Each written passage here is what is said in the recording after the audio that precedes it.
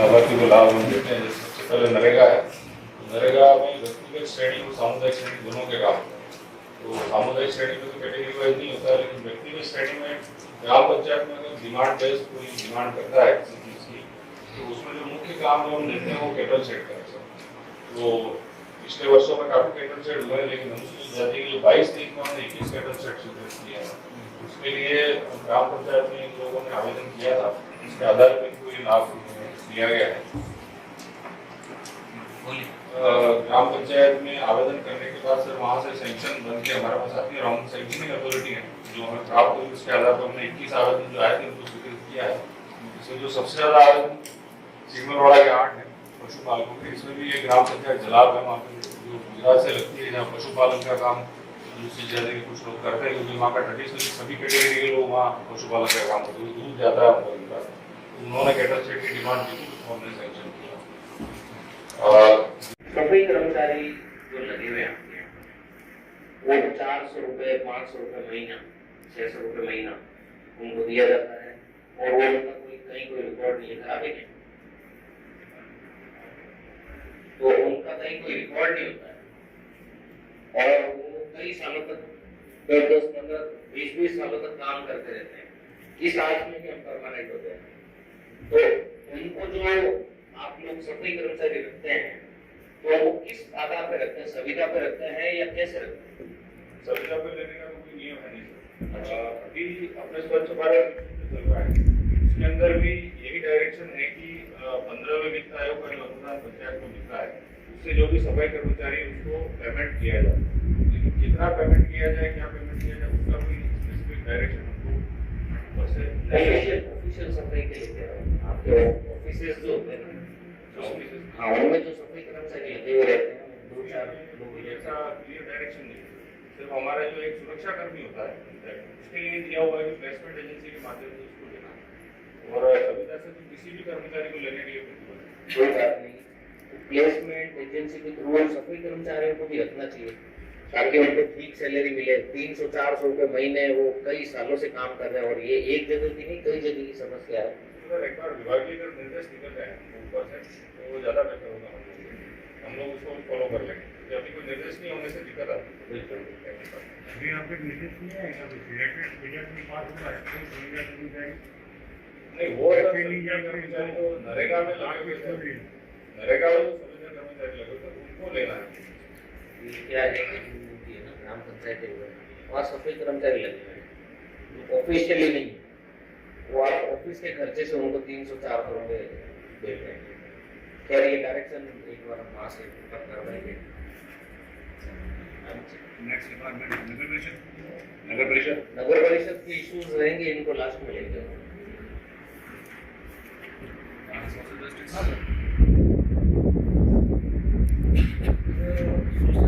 Department में intersection हम लोग के लिए डिफरेंट टाइप की स्कीम चलाई जाती है।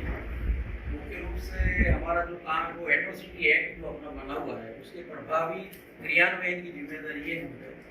तो मुझे ये कहते हुए गर्व है सर कि हमारे यहाँ पे जो मनोनीत सदस्य हैं 5 लोग, उनकी नियमित और क्वार्टरली 3 महीने में एक बार इनकी मीटिंग होती है।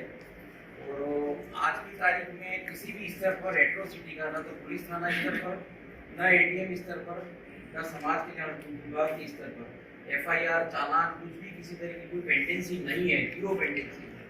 21-22 में हमने इस योजना में 42 लोगों को 31,43,000 रुपये वितरण किए थे। 42 बेनिफिशरीज थे इसमें, और 22-23 में सर 6 लाभान्वित हैं, 4 इसमें पुरुष हैं, 2 महिलाएं हैं, और 2,50,000 रुपया बांट दिया है।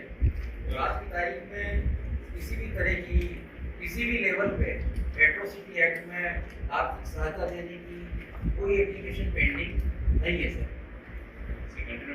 कंटिन्यू मीटिंग होती है, क्वार्टरली हमारी हर 3 महीने में प्रोसीडिंग वगैरह जारी होती है। अगली योजना जो है सर वो भी बहुत बड़ी स्कीम है, सोशल सिक्योरिटी स्कीम है। इसमें वृद्धावस्था, विधवा, विशेष योग्यता पेंशन का हम लाभ देते हैं। डूंगरपुर जिले में टोटल 2,35,000 से भी ज़्यादा पेंशनर हैं, भारत सरकार की और राज्य सरकार की दोनों स्कीमों को मिला करके। इसमें अपने अनुसूचित जाति के 10,415 लोग जो है वो पेंशन योजना का लाभ ले रहे हैं। सभी को ऑटो पेमेंट होता है, जयपुर में सीधा खाते में जमा हो रहा है। अभी माननीय मुख्यमंत्री महोदय ने बजट घोषणा में हर तरह की पेंशन को 1000 रुपये से लगा करके 15,000, जो पहले 500 थी, किसी में 750 थी, मिनिमम पेंशन 1000 रुपया करती है और सबको ये पेंशन मिलना शुरू हो जाएगी। और एक इसमें बहुत बड़ी लोकप्रिय घोषणा ये की गई है कि सब इस तरह से सरकारी अधिकारी कर्मचारी का वार्षिक डीए बढ़ता है, पेंशन भी हर साल 15% है, वो स्वतः बढ़ जाएगी। उसके लिए कोई अलग से ऑर्डर वगैरह नहीं करने पड़ेंगे। तो हर साल इनकी कमजोर वर्ग की पेंशनर की भी पेंशन है वो लगातार बढ़ती जाएगी। पोस्ट मैट्रिक स्कॉलरशिप में भी सर हमारे यहाँ नियमित काम हो रहा है। अभी बजट वगैरह की किसी तरह की कोई दिक्कत नहीं है, कंटिन्यू काम कर रहे हैं इसमें। उत्तर में छात्रवृत्ति का भी हम लगातार भुगतान कर रहे हैं। एक सर हमारे ये अनुसूचित जाति, जनजाति और सामान्य व्यक्ति के बीपीएल परिवार की जब लड़कियों की शादी होती है तो हम 21,000 रुपये से लगा करके और 51,000 रुपये देते हैं सर। और मुझे ये बात आप श्रीमान को, सदन को बताते हुए बड़ा गर्व है, इस योजना में आप राजस्थान में टॉप फर्स्ट नंबर पे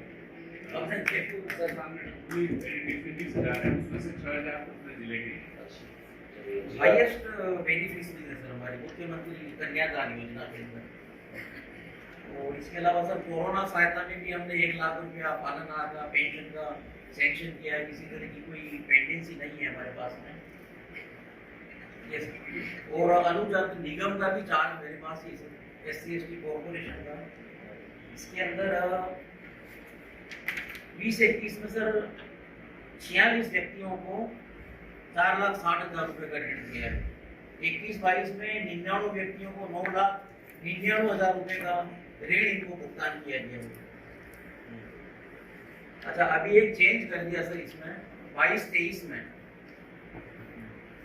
ये है सर 9th का एक नंबर 9th बिंदु है, इसके नीचे 90 के नीचे अनुसूचित जाति जनजाति बोलिए, इसमें 1 नंबर का पॉइंट है। इसमें सर मैं निवेदन कर रहा हूँ कि ये 22-23 इस योजना में परिवर्तन कर दिया।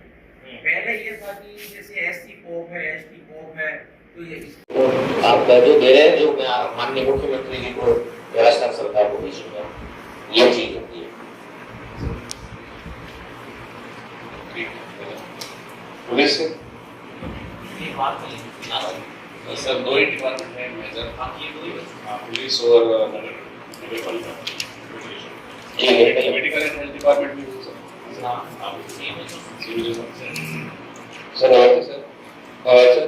मेडिकल डिपार्टमेंट में अभी उन्होंने 25 लाख कर दिए और दुर्घटना बीमा में 10 लाख कर दिए।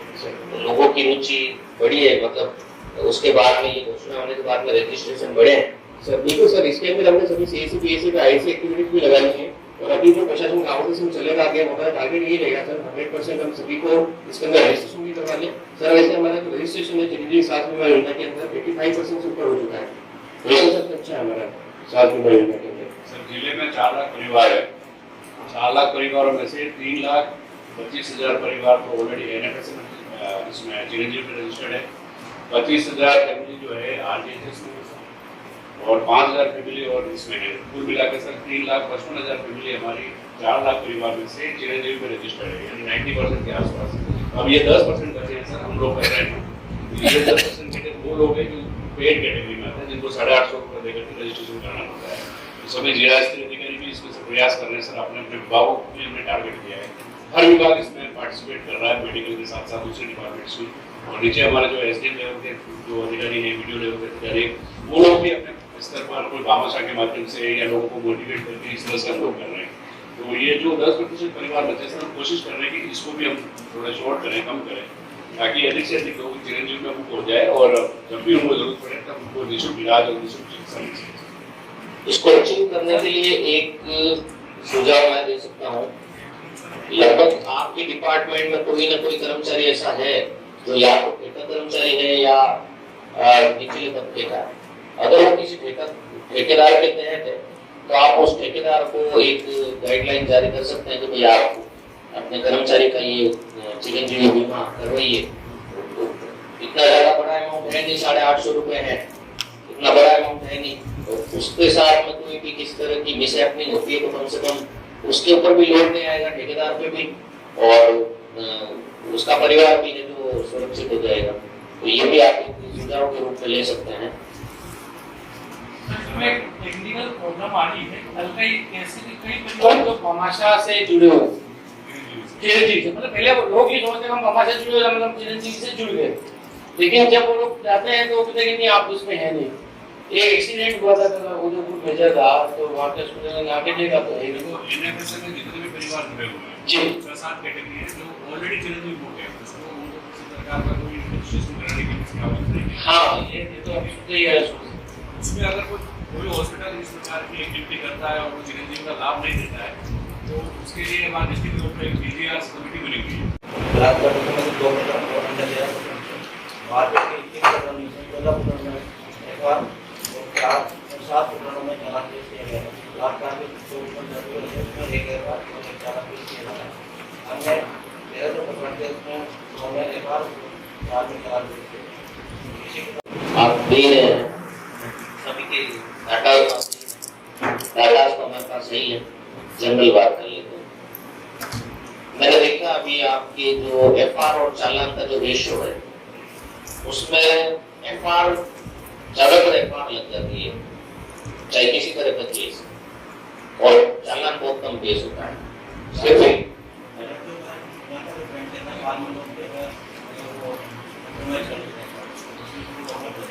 कॉम्प्रोमाइज के भी रीजन होते हैं, वो डर जाते हैं या नियमों की जानकारी होती नहीं है, परेशान हो जाते हैं, तो फिर वो परेशान होकर, और मतलब मैं मानता हूँ कि एफआर भी ऐसा नहीं कि आपने जांच की होगी तो सारी गलती होगी, बट आप कभी रैंडमली क्रॉस चेक करवाते हैं? रैंडमली जैसे मान लो आपके पास में एक त्रैमासिक आ गया, त्रैमासिक प्रकरणों का एक आ गया, अब आप उसके अंदर क्या कर सकते हैं कि एक रैंडमली केस उठाए 4 प्रत्येक भाइयों के बाद,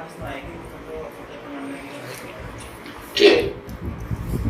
ये बाल काटने के मंदिर में घुसने से मना करने के ऐसे प्रकरण तो नहीं, कोई प्रकरण नहीं।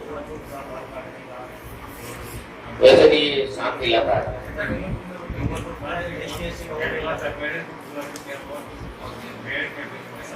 ठीक है, एक भूमि पे कब्जा करने के मैटर है इसमें जो दिया है।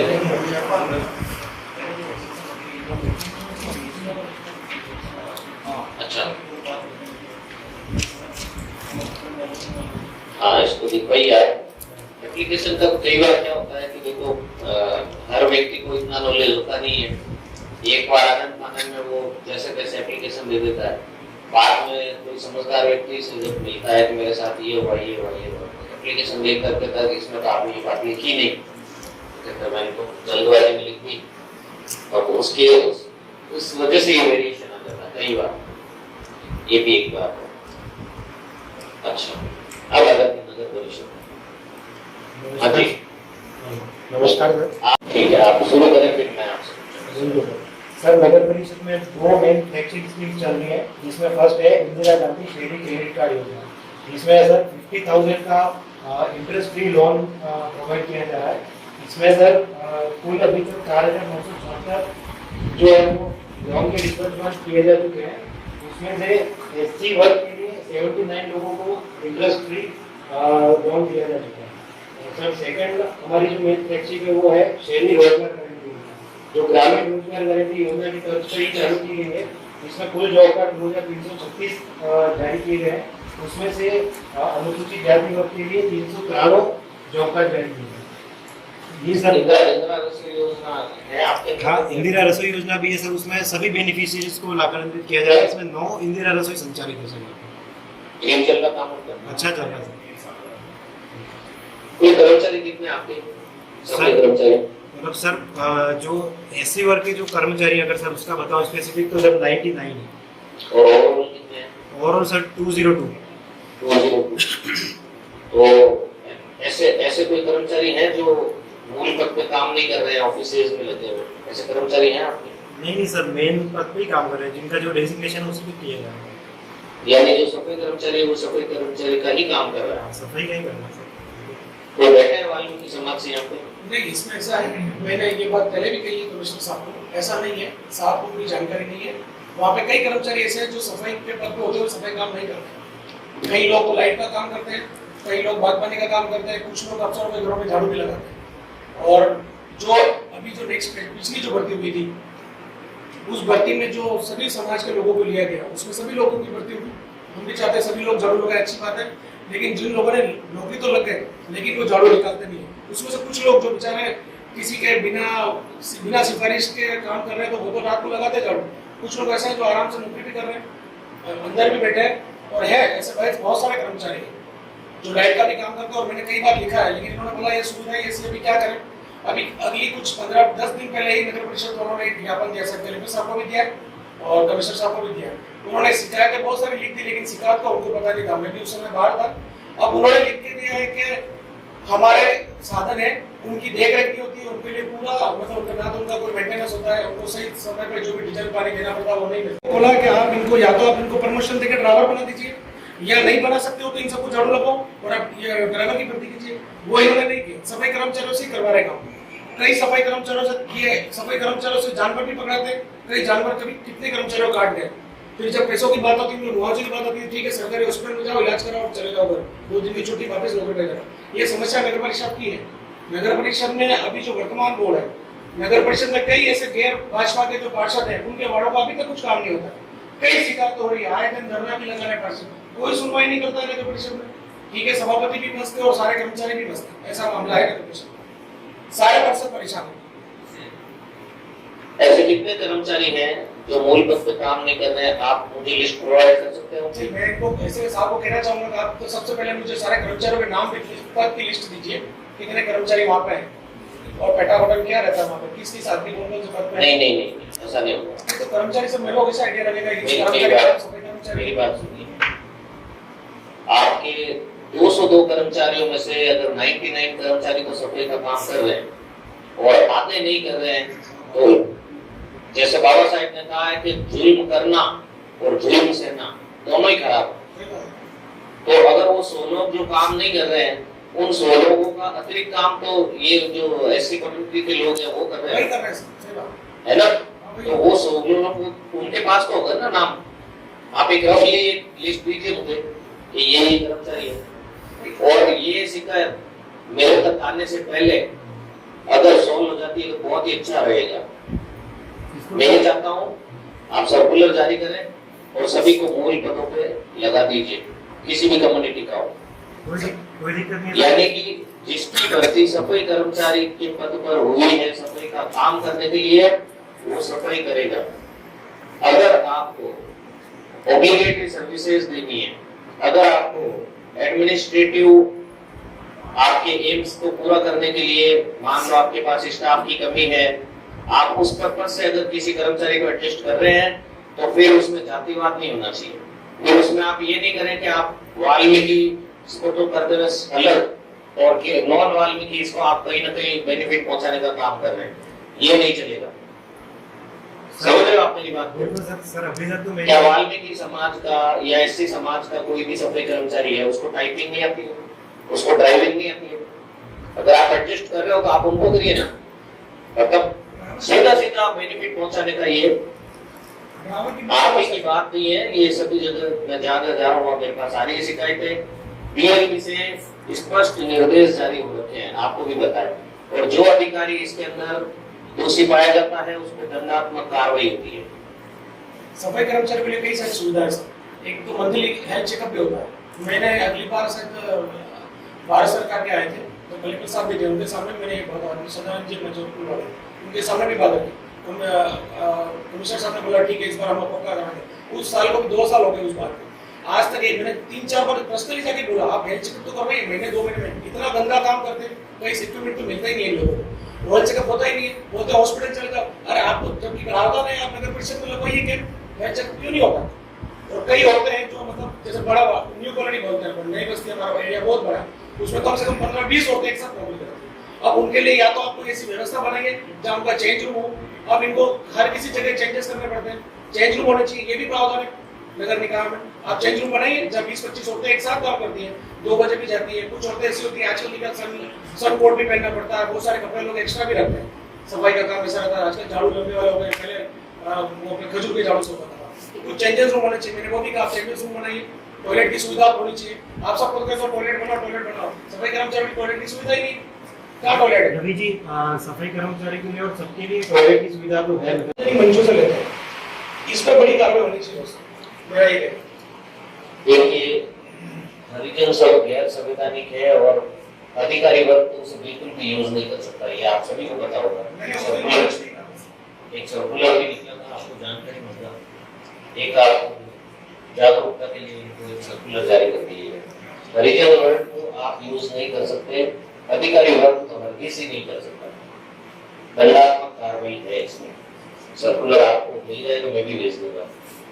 तो ये जो कई जगह आप बस्तियों का जिक्र करते हैं, नगर पालिका की बात कर रहा हूँ मैं, नगर परिषद की, तो वहाँ हरिजन बस्ती लिखते हैं, तो वो ऑब्जेक्शनेबल है, तो उसको आप शुद्धिकरण करें। और रही बात जाति प्रमाण पत्र की, भी ऐसी समस्या आती है, जाति प्रमाण पत्र में भी कुछ लोग हैं जो चाहते हैं कोई संशोधन हो, तो उसके लिए कल भी हमारी ये बांसवाड़ा में भी ये प्रकरण आया था, उसमें 166 का जो है तहसीलदार से सम्मानजनक एक जाति का सर्टिफिकेट जारी करवा सकते हैं। सम्मानजनक था कोई फॉर्मा बैठे ऐसा कोई प्रचलित नाम हो जो हमें अच्छा ना लगे और उसका पैरेलल कोई दूसरा जाति का नाम तहसीलदार साहब 166 नंबर फॉर्म के तहत आप वो इशू करवा सकते हैं। शुद्धि पत्र है ना, अभी प्रशासन गाँव के संग अभियान चला था, उसमें भी की और आगे अभी और आ रहा है, प्रशासन गाँव के संग प्रशासन शहरों के संग, तो शुद्धि पत्र बिल्कुल भी नहीं। ये आप मिनट्स में मुझे नोट करके इसका अगर तो आप लिखिएगा ना, तो किसके तहत हो सकता है, किसके तहत नहीं हो सकता है नहीं है। और ये आगे से सभी के कार्ड बनते हैं, बिल्कुल सर, सबकी एम्प्लॉयमेंट बना दी गई है और आगे से स्टार्ट करेंगे सभी के बनते हैं। ठेकाकर्मी कितने आपके हैं? ठेकाकर्मी सर हमारे लगभग 150 के आसपास है। रिक्वायरमेंट कितनी है सभी कर्मचारियों? अभी सर हमने बोर्ड बैठक में प्रस्ताव लिया था, जिसमें हमारे 50 पद को रिक्त है जो ऑलरेडी सैंक्शन है, और कुछ सफाई कर्मचारियों की और कुछ और पदों के लिए हमने उसका प्रस्ताव मतलब रखा हुआ है। तो हमें लगभग सर 102 के आसपास और पदों की ओवरऑल नहीं, केवल सफाई कर्मचारी कितने हैं? सर सफाई की तो मेरे को विभाग एक बार में था। क्योंकि आप कह रहे हैं कि ठेका कर्मचारी आपके पास 150 है, तो ये तो सीधी सीधी रिक्वायरमेंट होगी। अगर ये ठेका कर्मचारी को हटा दिया जाए तो इसका मतलब 150 कर्मचारी आपको चाहिए। बिल्कुल सर, है ना, तो आपकी रिक्वायरमेंट आप उसके अकॉर्डिंग ही भेजेंगे। वैसे क्या प्रोसीजर है, कितने कर्मचारी होने चाहिए, कितने जनसंख्या में?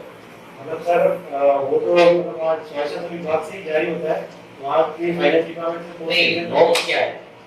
नॉर्म्स का तो सर ये नगर परिषद लेवल पे जैसे डिपेंड करता है, जैसे यहाँ की नोटिफिकेशन सर सबसे कम है 50,000, और जैसे इससे रिलेटेड इशू है सर की पोर्टल का वर्तमान में बंद है, जिसमें ना कोई राशन कार्ड में जो हो सकता है ना कर सकता है, तो इस विषय में भी वहाँ समस्या चल रही है और युवा की गलती से समाधान करने का प्रयास किया है। हमारे पास 28,000 एप्लीकेशन है कि उसमें 7,500 एप्लीकेशन फाइल हुई है। मैं NFS से जोड़ देंगे, जैसे पोर्टल और खुलेगा तो इसमें सभी एसडीओस के पास पड़ी हुई है, जैसे पोर्टल खुलेगा जो है पात्र होगा उसको जोड़ दे जाएंगे। और मैं आप सर में निवेदन करूँ कि यहाँ की टोटल पॉपुलेशन की 82% सर ज़्यादा है, इसलिए आपने यहाँ पर जो एवरेज है दूसरी डिस्ट्रिक्ट का कुछ कोटा आपने यहाँ पर भी ट्रांसफर हो रखा है और 82% करीब आप NFS में दिए होंगे।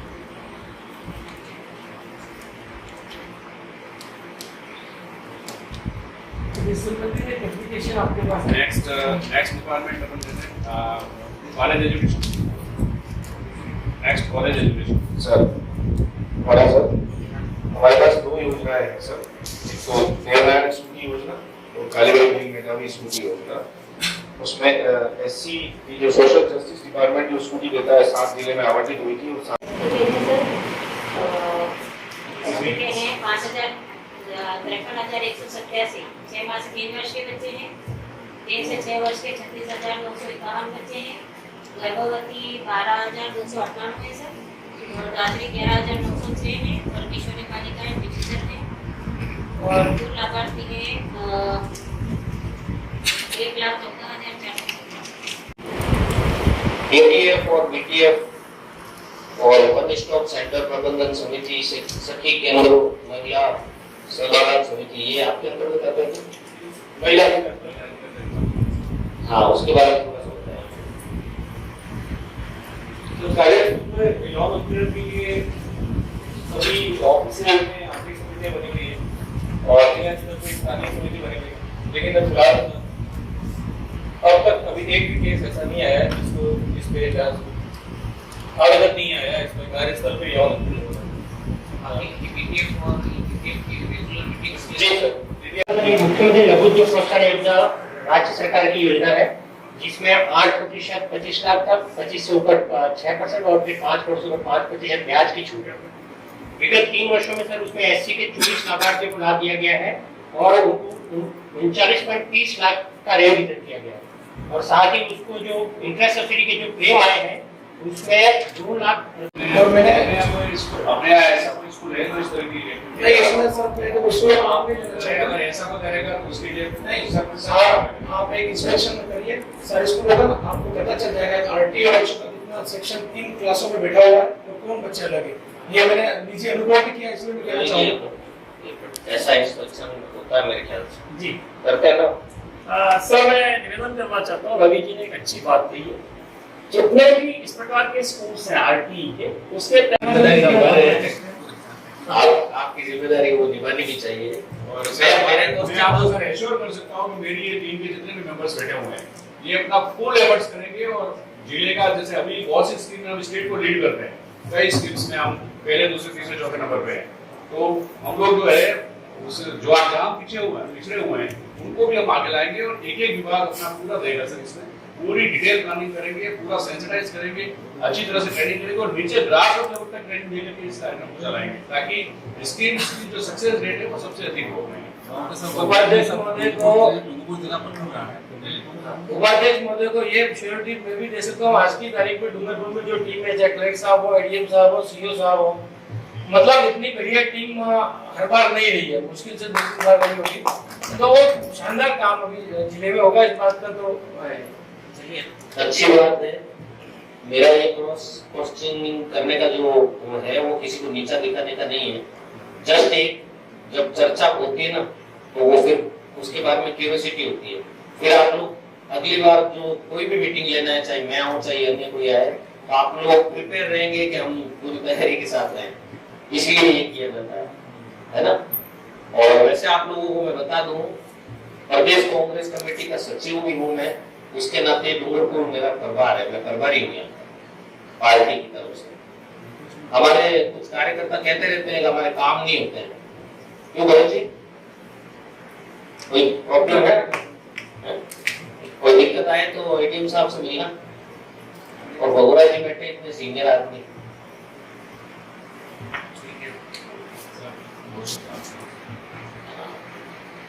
मैं पहले मेरी आपको सबसे मैं ये शुक्रिया व्यक्त करता हूँ कि शॉर्ट नोटिस में भी आप लोगों ने बहुत अच्छी तैयारी की, और प्रशासन, सरकार और ये जो भी जनता है, इन दोनों के समन्वय से ही काम होता है।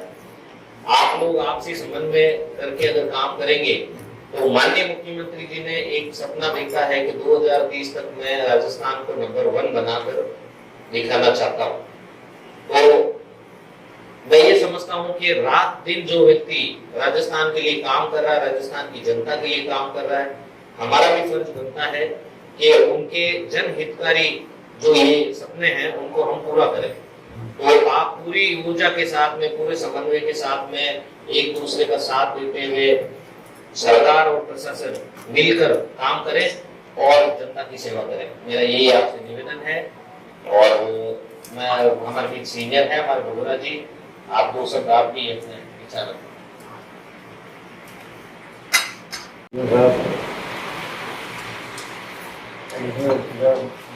प्रधान जी और तमाम सभागार में आप सबका स्वागत और अभिनंदन है। और सम्मान्य भगत साहब ने काफ़ी अच्छी मीटिंग जो